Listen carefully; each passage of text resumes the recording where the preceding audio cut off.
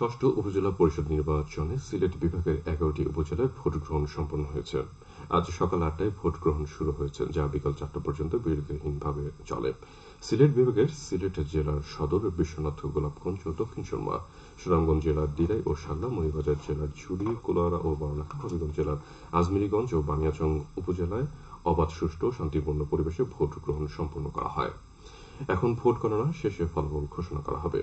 গতকাল সিলেটের ৪ উপজেলা নির্বাচন অফিস থেকে ৩০২টি ভোট কেন্দ্রে ব্যালট বক্স সহ অন্যান্য নির্বাচনী সরঞ্জাম পাঠানো হয়। নির্বাচনী এলাকার নিরাপত্তা রক্ষায় প্রতিটি উপজেলায় ২ প্লাটুন বিজিপি মোতায়েন করা হয়েছে। পাশাপাশি র্যাব, পুলিশ ও আনসার বিডিপি স্ট্রাইকিং ফোর্স কাজ করছে। আজ রাত ১২টা পর্যন্ত সংশ্লিষ্ট নির্বাচনী এলাকায় taxi cab, microbus, pickup, truck, launch, engine চালিত বোট সহ অন্যান্য যানবাহন চলাচলের উপর নিষেধাজ্ঞা আরোপ করা হয়েছে। ইতিমধ্যে মোটরসাইকেল চলাচল বন্ধ রয়েছে, যা বৃহস্পতিবার মধ্যরাত পর্যন্ত বলবৎ থাকবে। উপজেলা পরিষদের সাধারণ নির্বাচন উপলক্ষে আজ সংশ্লিষ্ট নির্বাচনী এলাকায় সাধারণ ছুটি ঘোষণা করা হয়েছে। কবিগুরু রবীন্দ্রনাথ ঠাকুরের ১৬৩তম জন্মবার্ষিকী আজ। ১২৬৮ বঙ্গাব্দে ২৫শে বৈশাখের এই দিনে জোড়াসাঁকোর ঠাকুর পরিবারে জন্মগ্রহণ করেছিলেন তিনি। জন্মবার্ষিকী উপলক্ষে রাষ্ট্রপতি মোহাম্মদ শাহাবুদ্দিন ও প্রধানমন্ত্রী শেখ হাসিনা পৃথক বাণী দিয়েছেন। তার লেখা আমার সোনার বাংলা, আমি তোমায় ভালোবাসি গান বাংলাদেশের জাতীয় সঙ্গীত। সারা দেশের মতো সিলেটেও নানা কর্মসূচির মধ্য দিয়ে আজ নোবেল বিজয়ী এই বাঙালি কবিকে স্মরণ করা হচ্ছে। এদিকে মৌলভীবাজারে আজ সকালে জেলা শিল্পকলা একাডেমির উদ্যোগে একাডেমির হল রুমে অনুষ্ঠিত হয় আলোচনা সভা। এদের প্রধান অতিথি ছিলেন জেলা প্রশাসক ড. উম্মি মিন্টে সালাম। জেলা শিশু একাডেমি এর আয়োজন করেন। অপরদিকে উদীচী শিল্পী গোষ্ঠী ধ্রুপতারা, জেলা নাট্য পরিষদ, সম্মিলিত সাংস্কৃতিক জোট ও বঙ্গবন্ধু সাংস্কৃতিক পরিষদ পৃথক পৃথক কর্মসূচির মাধ্যমে দিবসটি পালন করছে। এদিকে কবিগুরু রবীন্দ্রনাথ ঠাকুরের জন্মজয়ন্তীতে সিলেটে আনন্দলোক এর উদ্যোগে আজ সকালে হে নতুন দেখা দিক আর বাপ জন্ম প্রথম শুভক্ষণ শীর্ষক অনুষ্ঠান শ্রীহট্ট সংস্কৃতি কলেজ মিলনায়তনে অনুষ্ঠিত হয়। জাতীয় রবীন্দ্রসঙ্গীত সম্মিলিত পরিষদ সিলেট এর উদ্যোগে আজ সকালে নগরীর কিংবেজ সংলগ্ন কবিগুরু রবীন্দ্রনাথ ঠাকুরের প্রতিকৃতিতে শ্রদ্ধাঞ্জলি জানানো হয়। সন্ধ্যা ৬:৩০টায় সারদা স্মৃতি ভবনে সাংস্কৃতিক অনুষ্ঠানের আয়োজন করা হয়েছে। গীত বিতান বাংলাদেশ এর উদ্যোগে আজ বিকালে কবি প্রণাম শীর্ষক অনুষ্ঠানে কবি নজরুল অডিটোরিয়ামে অনুষ্ঠিত হবে। আজ বিকাল ৫টায় পূর্ব সাহিত্যা এলাকার জেলা শিল্পকলা একাডেমি মিলনায়তনে আলোচনা সভা অনুষ্ঠিত হবে। বিশ্ব রেড ক্রিসেন্ট ও রেড ক্রিসেন্ট দিবস আজ। ১৮২৮ সালে এই দিনে রেড ক্রস, রেড ক্রিসেন্ট আন্দোলনের প্রতিষ্ঠাতা হেনরি ডুনান্ট সুইজারল্যান্ডের জেনেভায় জন্মগ্রহণ করেন। এই মহান ব্যক্তিকে স্মরণ করার জন্য প্রতি বছর তার জন্মদিনটিকে বিশ্ব রেড ক্রস ও রেড ক্রিসেন্ট দিবস হিসেবে সারা বিশ্বে যথাযথ মর্যাদায় উদযাপন করা হয়।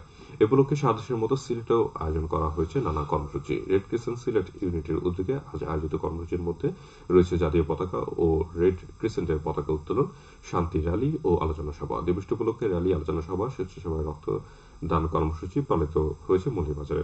আজ সকালে জেলা রেড ক্রিসেন্ট ইউনিট প্রাঙ্গণ থেকে বের করা হয় সচেতনতামূলক বর্ণাঢ্য র্যালি। র্যালিটি শহরের গুরুত্বপূর্ণ সড়ক প্রদক্ষিণ করে সরকারি উচ্চ বিদ্যালয়ের অডিটোরিয়ামে এসে শেষ হয়। পরে সেখানে অনুষ্ঠিত হয় আলোচনা সভা। এতে প্রধান অতিথি ছিলেন জেলা প্রশাসক ড. উম্মি মিন্টে সালাম। সভা শেষে অনুষ্ঠিত হয় দিনব্যাপী স্বেচ্ছায় রক্তদান কর্মসূচি। জেলা রেড ক্রিসেন্ট ইউনিট এর আয়োজন করে। দিবসটি উপলক্ষে সরকারি বেসরকারি বিভিন্ন সংগঠন নানা কর্মসূচির আয়োজন করেছে। জীবনের ক্ষমতায়ন, অগ্রগতি, আলিঙ্গন, সবার জন্য ন্যায়সঙ্গত ও সহজলভ্য থ্যালাসেমিয়া চিকিৎসা, এই প্রতিপাদ্যকে সামনে রেখে সারা দেশের মতো সিলেটেও আজ পালিত হয়েছে বিশ্ব থ্যালাসেমিয়া দিবস। দিবসটি উপলক্ষে রাষ্ট্রপতি ও প্রধানমন্ত্রী পৃথক বাণী দিয়েছেন। দিবসটি উপলক্ষে র্যালি ও আলোচনা সভা অনুষ্ঠিত হয়েছে মৌলভীবাজারে। আজ সকালে ২৫০ শয্যা বিশিষ্ট জেনারেল হাসপাতাল প্রাঙ্গণ থেকে বের করা হয় সচেতনতামূলক বর্ণাঢ্য র্যালি। পরে সিভিল সার্জন অফিসের ইপিআই সেন্টারে অনুষ্ঠিত হয় আলোচনা সভা। এতে প্রধান অতিথি ছিলেন জেলা সিভিল সার্জন ড. চৌধুরী জানাতুদ্দিন মোর্শেদ। স্বাস্থ্য অধিদপ্তর ও ২৫০ শয্যা বিশিষ্ট জেনারেল হাসপাতাল যৌথভাবে এর আয়োজন করে। এখন শুনুন কৃষি সংবাদ।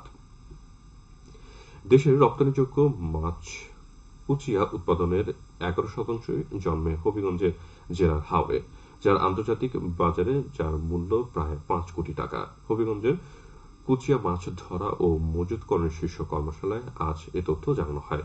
বাণিজ্য মন্ত্রণালয়ের fishery products business promotion council ও Bangladesh live and chill food exports association এই কর্মশালার আয়োজন করে।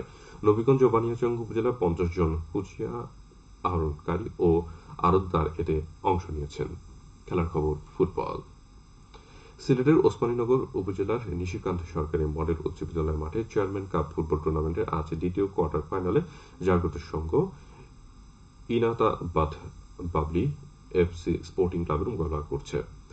প্রথম কোয়ার্টার ফাইনালে খেলা অনুষ্ঠিত হয়েছে গতকাল। খেলায় সানজানা 11 স্টার 2-1 গোলে রংধনী স্পোর্টিং ক্লাব মৌলভীবাজারকে পরাজিত করে সেমিফাইনালে উন্নীত হয়েছে। সবশেষে আবহাওয়া।